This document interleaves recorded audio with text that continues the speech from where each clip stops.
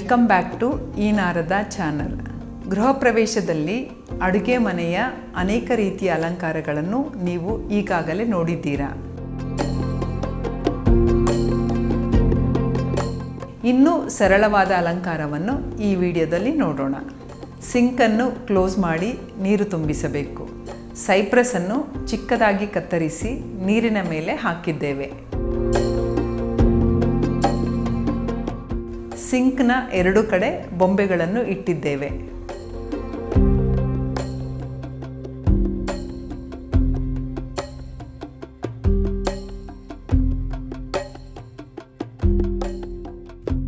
Floating ಕ್ಯಾಂಡಲ್ಗಳನ್ನು ಇಟ್ಟು ದೀಪ ಬೆಳಗಿಸಿದ್ದೇವೆ.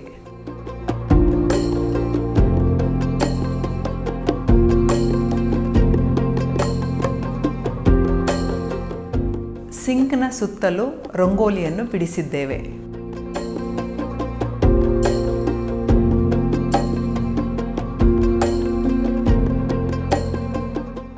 ಹಾಲನ್ನು ಉಕ್ಕಿಸುವ ಮಣ್ಣಿನ ಒಲೆಗೆ ರಂಗೋಲಿಯನ್ನು ಬಿಡಿಸಿ ಇಟ್ಟಿದ್ದೇವೆ.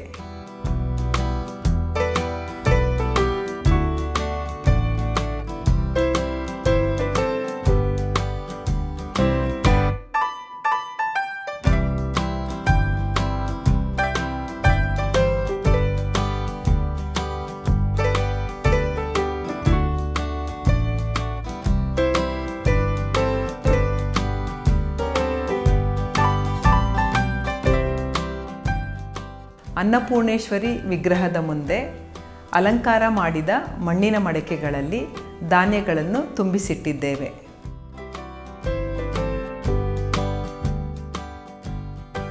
ಸಾಂಕೇತಿಕವಾಗಿ ಒನಕೆ, ಒರಳುಕಲ್ಲು, ಬೀಸೋಕಲ್ಲು ಹಾಗೂ ರುಬ್ಬುವ ಕಲ್ಲುಗಳನ್ನು ಇಟ್ಟಿದ್ದೇವೆ.